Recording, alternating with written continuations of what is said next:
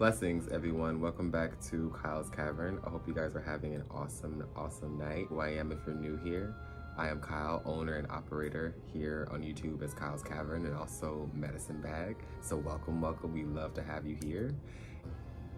Amber is one of those crystals where it's very healing. It's been known for centuries, thousands of years, to be a healing crystal. Actually wearing a piece of amber myself, and amber is actually fossilized tree resin.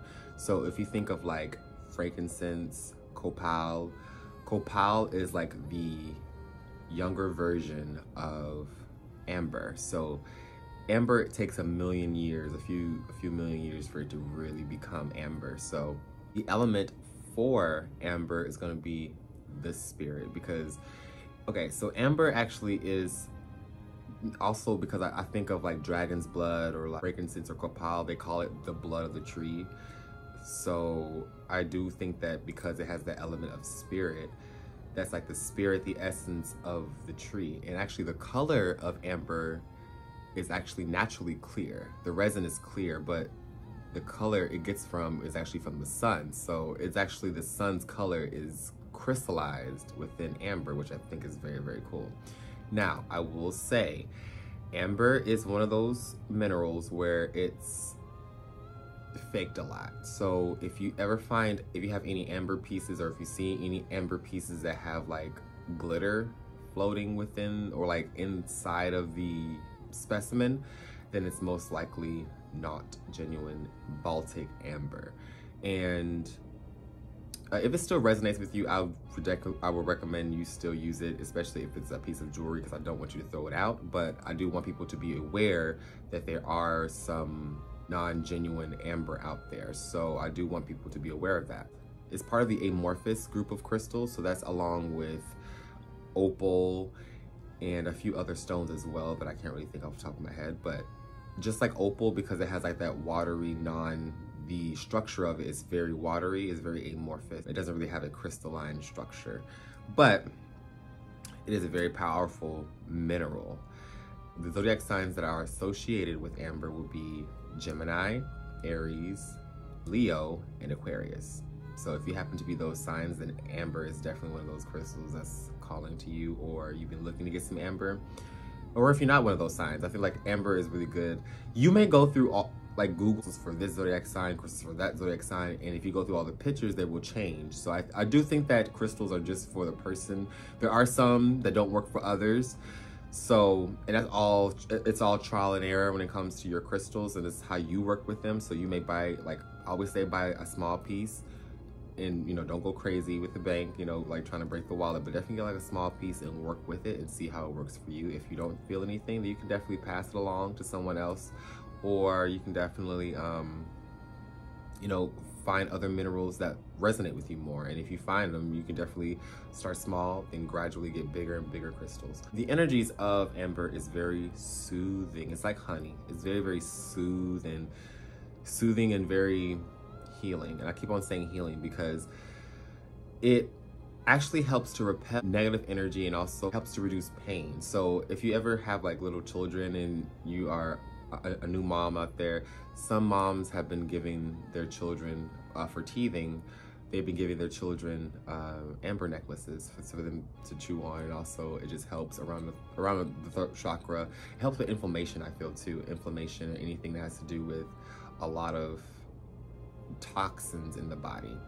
Like when you wear amber, it's like light. It's like you're holding a piece of light, and it constantly glows without really light having to, you know, be on it directly. So amber is a very glowy, gemmy mineral, and I love that about it. And it has that renewing energy. So if you're ever like needing a refresher or like zesty, even though it's not like a citrine where it's like a lemony color, it does have that sun, that zest, that glow to it. So I definitely do recommend amber for those who are rekindle that relationship with nature, because I do feel like amber definitely puts you back. Even if you wear a piece of it, it puts you like in like a naturey forest mindset, and I love that about amber. Amber also helps to balance the emotion. A boost in your solar plexus, and definitely working with amber can definitely help you.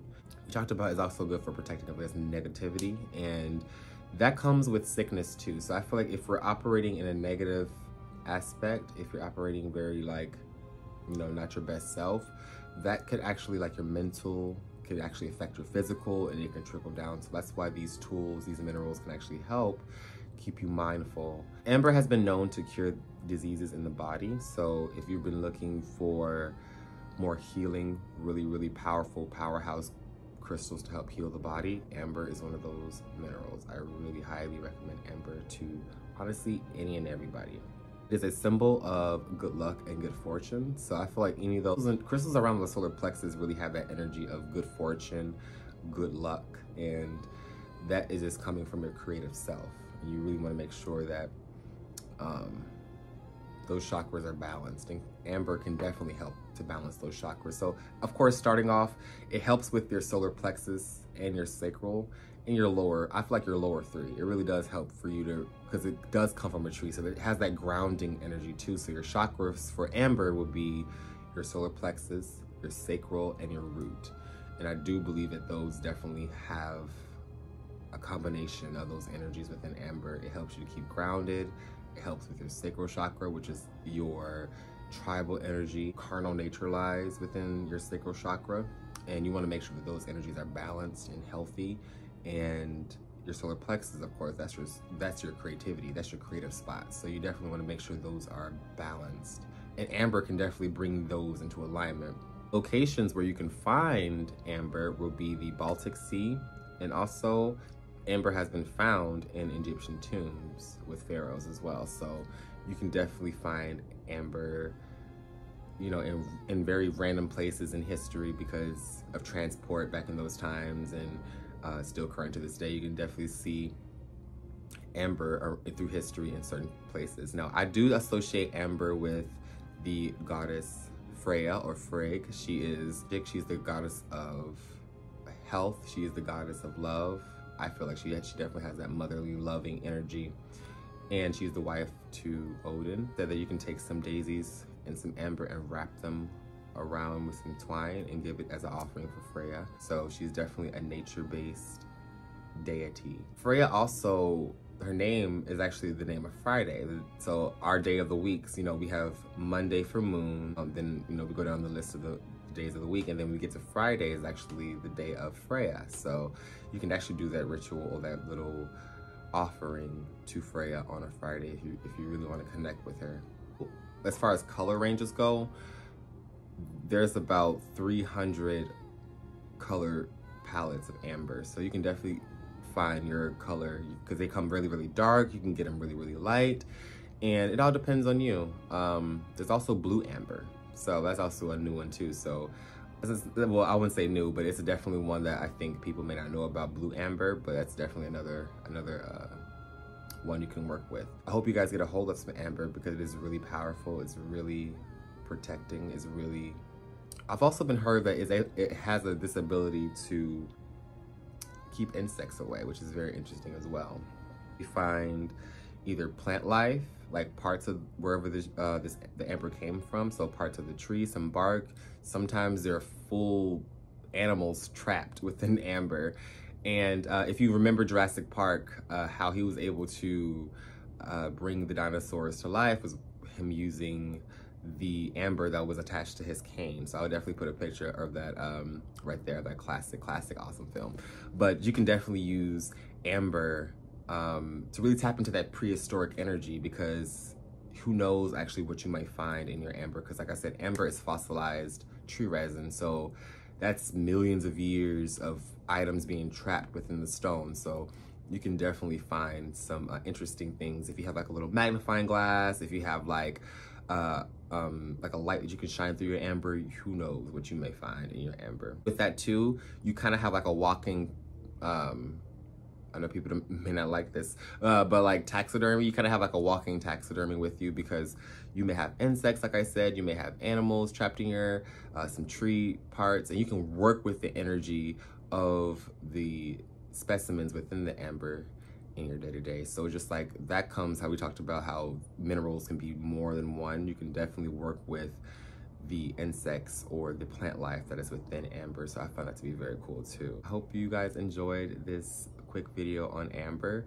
If you guys have any other crystal video suggestions, please leave them down below. I have so many more videos coming for you guys. And yeah, I hope you guys have an awesome night and get your hands on some amber if you can. And let me know how it works for you. I love hearing about people's different experiences with minerals, because everyone will have a different experience with every mineral that we may talk about on our channel. So definitely hit that like button, hit that subscribe button. It means a lot. It does a lot to the channel. It helps me inspire to keep doing these videos for you guys. So I hope you guys have an awesome rest of your night, and I will catch you guys in the next one. Bye guys.